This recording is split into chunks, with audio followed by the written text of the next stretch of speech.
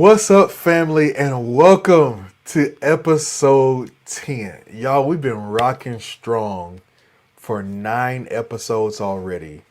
And here we are coming to episode 10, man. Listen, we came into this year talking about consistency, talking about making sure that we were ready to show up every week and to provide you with some content, some wisdom, some strategies, some systems that was really going to make a difference. And I'm telling you, I'm super excited to roll this out because today we're talking about gather, grow, and go.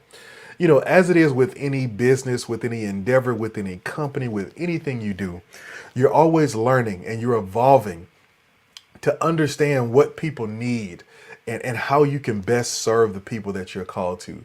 If you're a leader in the ministry or in the marketplace, wherever you lead, you should always be growing and you should always be evolving. And so you can't be stuck on just this one way of doing things, but you evolve to understand that what you offer and how you deliver what you offer evolves for the listener. It evolves for people. I remember years ago when I first started using presentation slides in our church. Well, it's because I had done a study and discovered that many people learn by seeing. They're visual learners. And so in addition to hearing me talk, putting the main points of my message on a screen helped people retain the information. And so if it was about me, I would just say, look, I just want to preach. I'm coming to give you what I got for you and let the Lord do the rest. But if it's about the people, then I go, okay, I'm going to do what I'm called to do, but I'm going to add to that another element that's going to help people receive what they're trying to receive and what they need. And so that's what we're always doing. We're always learning and we're always evolving. And so today we're going to take another step because I'm going to show you and I'm going to share with you how we're getting ready to serve some. And I'm telling you, you want to listen to the end because I'm about to bless your life. I'm about to bless your whole life. You want to listen to the end because I'm about to tell you how we're going to start rolling out our systems to make a difference in the lives of people. All right. So for those of you who don't know me, I'm Henry. I'm the Simple Systems guy. And really, if you want to know a couple of things about me, I want to give you these 3 things. Number one, I'm a solutionist. I believe God put me on this earth to solve problems. He put me here to help people see solutions to the problems and the challenges they face in the church and in the kingdom. And so that's a part of who I am. Number two, I'm a leader's best friend because my goal is to come alongside leaders and to help them see real progress for the sake of the kingdom. And then lastly, man, look, I love the church. I know that some people can bash the church and there's a lot of issues with the church and this and that. All that is true. But I believe it's the hope of the world. It is Jesus's plan A, and there is no plan B for how the world is going to be changed and impacted for the glory of God. And so that's really what I'm all about, man. And I'm here today to help you move the needle, to help you take a step further in really uncovering what you're called to do and who God has called you to be. All right. So, you know me, I have to set it up. That's just who I am. I got to set it up. So before I jump into the content, I got to ask this question. Is there a simple formula to building a kingdom vision? I want you to think about that for a second. Is there a simple formula to building a kingdom vision? And here's what I'm asking. When you study scripture, when you study the world, when you study companies, when you study all these other things, the other churches, is there a formula that we can grab that shows us how we can effectively build the vision that God has given us? Because man, if think of it this way, if somebody came to you and said, hey, you're leading a church, the church you're leading is 200 people. And somebody came to you and said, hey, I have a formula that if you work this formula, you can go to 350 in the next 6 months. Like, would you take it? Like if it was biblical and it was honest, there was nothing cheesy or nothing, crazy involved, would you take it? And I bet the answer for most of us would be yes. If you have 50 people and somebody told you, hey, look, I'm going to help you break 100 in 90 days, would you believe it? And I think the answer for many of us is yes. But here's the question. Does that formula exist? Well, here's my answer. Yes. that formula absolutely existed. I'm not saying that the timing, I can't guarantee you the timing of it. I can't guarantee you any of that. But I'm telling you, there is a formula out there that I do believe will work for most churches, if not all. And the only reason I hesitate to say all is because, your location matters. Some churches won't break 100 because there's only 50 people in the city. You know, some people can't break 250 because they simply just don't have enough people who are in that stream. But here's what I want you to know. I believe that formula does exist because we see it in Nehemiah and we see it in the book of Acts. Let me show it to you for a minute, and then we'll dive into this a little bit. Here it is in Nehemiah. It's the formula: gather, grow, and go. Gather, grow, and go. Nehemiah talks about in the beginning where he goes and he's ready to rebuild the walls, and he's ready to bring this impact and this change. And one of the first things that he does is that he gathers the people together and gets them on the same page about what they're doing. He pulls them in and he says, hey, look, man, y'all know what it is. Y'all see the problems we're facing. Y'all see the issues. Y'all see what's going on with the walls. Y'all see all of this. But here's the other thing I want you to see. God is in this process. He says, God is in this process. And so the first thing he does is that he gathers them for the sake of uniting them around this God-centered mission. This God-centered calling. He says, hey, look, we gotta get, before we just start doing stuff out there, we gotta get on the same page in here. And that's phase one of the formula. It's all about gathering and pulling together so that you can take next steps. Number two, the second phase is grow. Because after they gather, he gets them all together on the same page. He now grows them by teaching them how they can be a part of living out the principles that he's introducing, right? They've got this focused mission. And now he's saying, all right, let me grow you up. Let me strengthen you as a person. Let me strengthen us as a people so that we can get ready to go out. And so when you read Nehemiah chapter 3, it's just these constant accounts about Nehemiah showing each person, each family, where they fit in the grand scheme. And so he's not sending them out as individuals, but he's sending them out as a team. And so a part of growing is showing people where they fit on the teams within the church, where they fit in the relationships within the church. And then finally, it's the go.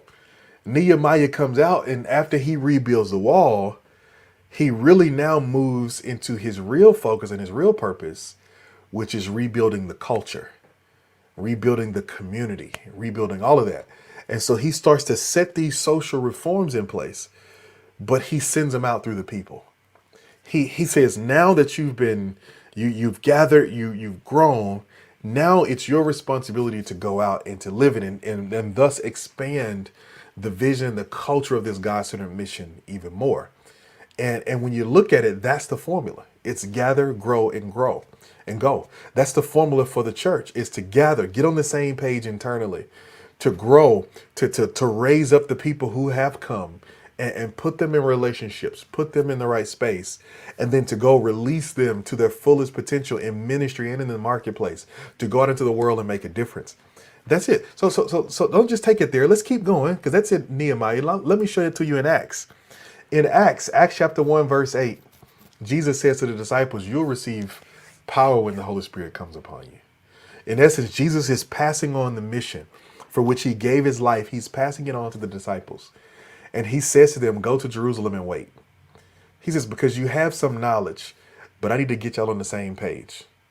Now, if I really wanted to go deep on you, I would take us all the way back to Genesis and the Tower of Babel, where God says, we've got to confuse the language of these men, because as long as they're on the same page, there is nothing that they cannot accomplish. And so he confuses their language in all these different languages of birth to abort their efforts to build this man-made tower, this man-made vision that's a testament to them. But then in Acts chapter 1, Jesus tells them, he says, hey, look, God is going to restore the unified language. He's going to restore the unity of humanity. And it's going to happen through his Holy Spirit. He's going to send you this power that's going to allow you to unite and do the things that you're called to do. And so the first thing he says to them is, those of you who are ready, those of you who are waiting, got to get in the same place. Y'all need to gather in the upper room. Go there and wait until I do what I'm going to do. So after they get there, to give them the story, the Holy Spirit falls upon them. Then we go to the grow. In Acts 2, starting at verse 42, this is where we see this beautiful picture of the church. They're sharing all things common and everything together, because now they're growing up together. And how are they growing? They're paying attention to the teaching of the apostles. They're fellowshipping together on a regular basis. They're sharing meals together. They're praying together. They've got this deep sense of awe because the presence and the power of God is happening amongst them, not just in their large gatherings, but in their small home gatherings. They're learning that they carry the Holy Spirit with them everywhere they go. And that's how they're growing. And then eventually they grow, because by the time we get to Acts chapter 8, persecution breaks out following the stoning of Stephen. And now these believers who only did things in Jerusalem are now starting to do them in Judea and Samaria, which was always a part of the plan. And so what you see happening is, first they've got to gather, because we've got to all get in here first to start the process. But then now we're going to grow. We're going to raise up in the things that we're called to do. And then we're going to be released to go out and to make a difference in the world, because that's what we're called to. And so again, it's this process of gather, grow, and go. And so as we're stepping into this, as we're walking into this, let me go back to my title slide. As we're walking into this gather, grow, and go, this is the blueprint that we're now using to frame everything that we do in our company. We're now looking at this and we're really going, okay, here is how we're going to take some very pointed next steps to get from where we are to where we want to go. More specifically, here's how we're going to take those pointed next steps to get you and your church from where you are to where you want to go. And so here's what that looks like.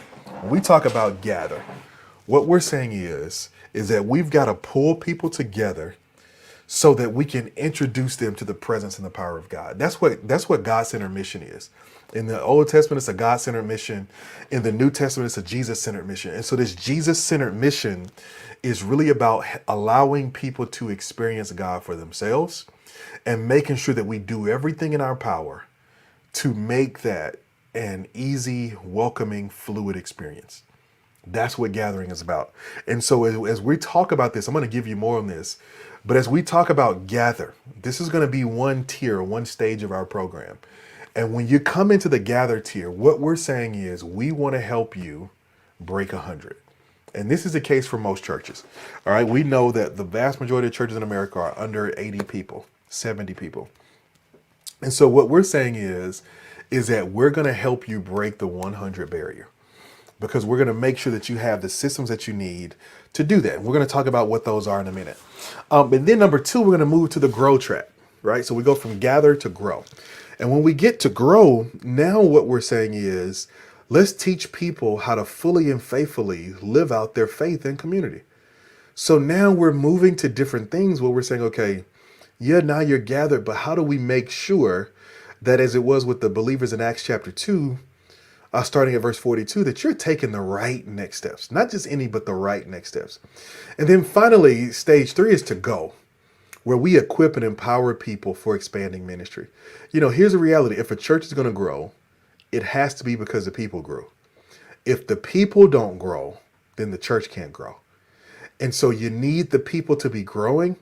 And that means you've got to have a mechanism for equipping and empowering them to go off into ministry, right? If you're going to take the next step, it's going to be because you intentionally raise up people and release ministry to them and release them into ministry. And so this is going to be our program, is that we're going to bring people in, and at Gather, we're going to help you. At Grow, we're going to help you. At Go, we're going to help you, and it's going to make a difference. All right. So let me show you a little bit more detail about how this is going to go. All right. Phase 1, or gear 1 for us, is Gather. And in each phase, there are 3 systems that are primary to helping you do what you're called to do. So in this tier under Gather, there are 3 systems that we want to approach. Number 1 is the invoke system. When we talk about invoke, what we're saying is we need a system for planning engaged worship experiences that introduce people to the presence and the power of God. And I'm going to tell you, this is one of the most important things that you can do. It's one of the most important things. And I know when you hear planning your worship, you're thinking about, okay, putting together an agenda. And that's a part of it. But that's a very small part of it. An even bigger part of it is thinking about things like what happens when people come to church. It's planning out, okay, how do we make the worship service engaging? What kind of culture are we trying to build? Are we building a culture where our worship leaders every Sunday sing at least one song that everybody in the room can sing with us? Right? When we say, okay, come on, we want you to sing out with us on this part. Like, is that the culture we're building? We're thinking about things like family ministry. Like, do you have just a basic family or children's ministry set up? Because if not, you're missing out on young families. Most young families, according to recent stats, are choosing a church based on what's best for the kids more than what's best for them. They're saying, okay, if my kids are taken care of, I can adjust to a church that's not perfect for me. But if I find one that's right for my kids that helps me raise strong, faith-filled children, then I would rather do that. Right? And so it's thinking through all those things in the Evoke system that goes into it. It's do you have a weekly review where every week you stop and go, okay, what was great about our service last week? But what are those things we need to address so that you can make sure the same microphone that didn't have batteries this week, you don't start service unless the discovery doesn't have batteries next week. Right. And so it's simple stuff like that. And so we're talking about rolling out the systems to help you do those things. We're going to roll out the systems to make sure that you have that you have what you need, and we can take those next steps. Number 2 is intake. Intake is talking about how do we integrate people into what we're doing, into what we're building? How do we bring new people into this comfortably and make sure that nobody's falling through the cracks? Right? And so here we talk about stuff like building your people map. When somebody walks into the front door, what's the journey that starts right there? What do you want them to do? Here we'll talk about making sure you have the right form set up. So you've got your church management software and all those different things. We'll talk about that. We'll talk about making sure that you're giving a personal touch to new people when they show up. At the time of this recording, so many of the new people that we added to our church, one of the ways that we added them is that when they came for one visit, I took them to coffee the same week. Or I went to lunch with them the same week. And I gave them a personal touch because when you're trying to break 100, you're small enough to where you can do that. At 1,000, you can't. But at 100, you can do that. At 100, you can take every visitor out for coffee. And I mean, for the work I do, is mostly virtual anyway. So you know what? I could sit in a coffee shop all day. And I just pick one day a week when I went and sat in a coffee shop and just had different people come through and sit in that coffee shop with me. And it just gave that personal touch. So it's thinking about things like that. It's thinking about your curriculum. What are the things you want to teach people when they come to a new members class, right? What are those things you want to do with that? So we talk about all of that in the intake system, and it's really helping you go, how do I make sure that if God sends me the gift of a first-time guest, how will we intentionally and strategically turn them into members? How are we going to do that? Not where we just hope it happens and we just pray it happens, but what's going to be our intentional strategy for making it happen? And then lastly, we talk about invite. And this is a really good one. And this is one of the linchpins to helping you break 100, because here we talk about how you can equip your congregation to help you reach more people. I'm going to tell you something that might feel controversial. And if this messes with you, look, I'm sorry for you. I'm sorry for you. But I'm just going to go ahead and tell you what it is. If you want to see the church grow to a degree, it's just a numbers game. If you have a strategy for how you can invite people, anywhere between 0.5% and 1% of the people you invite will show up. The question is, are you bold enough? Are you courageous enough to invite enough people that you can actually move the needle? That's it. Are you courageous enough to invite enough people so that you can move the needle? If you want to see one person show up to church this weekend, invite 100. Invite 100 people, and out of that 100 people, one will say yes. And what you've got to wrestle with is it worth it? If you get to see one person show up, is it worth it to maybe hear no from 99 people? Is it worth it? Because if it's not worth it, you won't do it. If it is worth it, you will. You will. And so that's what I'm asking you. I'm telling you, it's just a numbers game. And so here, we give you the tools that you need to win. We give you the tools that you need. We'll talk to you about social media. We talk to you about capitalizing on special moments. We'll talk to you about having what we call open house. You know, when a new home is up for sale, a realtor will often have an open house. And really what they're doing is they're bringing you in and saying, hey, look, come look at this house in person. Come feel it. Because they know if they could get you in the room for one thing, to see the house, to get to know the house, they can increase your chances of saying, all right, now I want to buy the house. And so we'll talk to you a little bit about that and work you through all of those different things. But it's gotta be an intentional strategy for you to do it. And so that's going to be our first tier. And so we're going to bring you in and we're going to walk you through these systems. In whichever one of these systems, you're going to get training videos. You're going to get the documents that you can go and edit yourself. You're going to get all of those different things to come alongside you and to really help you take the next step. All right. So that's gear one. So now gear two is grow. So after you gather, now you grow. So the New Testament church gathered in the upper room, they got on the same page and they grew as they broke out into these homes and things of that nature. So here, again, we're focusing on getting people ingrained and involved with one another and teaching them how to live their faith well. All right. So here are the systems we'll cover here. Number one, we'll cover involve. And that's a system that's all about volunteers. It's really about getting people plugged in to use their gifts and talents to serve the kingdom and to serve others. And so here we're going to talk to you about how you can build teams. What's a strategy that you can take on to start building teams? Because I'm telling you, for most of you, you're going to learn it doesn't take as much as you thought it would. It just doesn't. Like, you can do it in a way that is super simple, super direct, straight to the point, get things done, move forward. And we're going to talk to you about that. We'll walk you through the process of building a structure for your teams, of learning. We're going to give you discipleship content that really becomes almost like a job description. We're going to give you that. We're going to introduce you to what we call one sheets. And it's how we literally explain the purpose and call of an entire ministry in just one document.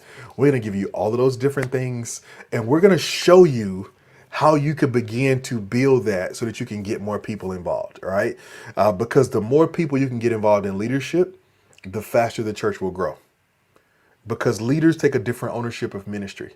Leaders are more likely to invite. They're more likely to bring people. They're more likely to champion the mission. And so you want to create more leaders so that they can and then help you continue to grow the church. All right. The second system that we're going to cover in the grow is that we're going to talk about introduce. And this is how you help people get into a relationship with other people.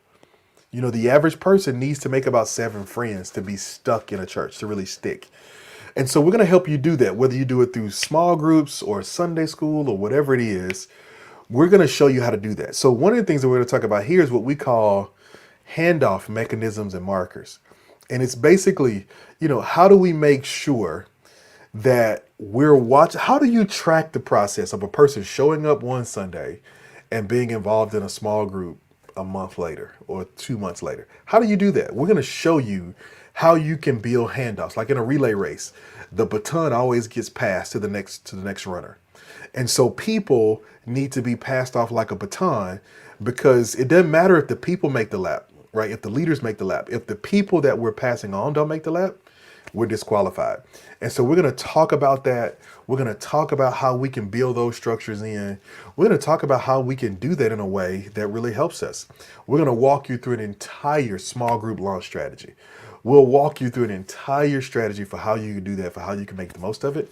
But it starts with just this goal of introducing people. And then finally, is we're going to talk about invest, which is how you develop a culture of generosity in the church. And so we're going to talk to you about how you as a leader can make sure that you're being a good steward of what God has given you by teaching people to give, by teaching people to manage their personal resources, by teaching you the different things that you can capitalize on as a leader, to really help you be more strategic in increasing the finances of the church. Because here's the reality. There are just some things that you can't do without money. You need resources to do it. And so we're going to talk to you about those months where people are more likely to give. We're going to talk to you about the 5 pockets that people give from, because most churches just focus on tithe and offering. And you're missing out on other things that people love to give to. And so we're going to talk about that. We're going to talk about all these different things that can really help you take the next step and really get people involved. One really fun thing that we'll talk about is how you can send your people monthly invoices. Oh my goodness. I ain't gonna talk about it right now because we're gonna talk about this in the upcoming weeks. We're gonna talk more about it. But for now, just know that we have a responsibility to help people become more generous. All right. And then the third tier and the final tier that I'm going to talk about today, because one of the tiers I can't really pull you in on yet because it's a little bit beyond. But the third tier is go. We gathered people. We've grown people up. Now, how do we send them out to go and do the ministry? How do we expand the vision? All right. Gear 1 is really targeted at people who want to break 100. Gear 2 is people who want to break 250. And then gear 3 are those people who really want to break 500 and beyond. Right. And this is us saying, OK, how do we get the systems in place to help us do that? Well, there are 3 systems we're going to talk about here. Number 1 is instruct.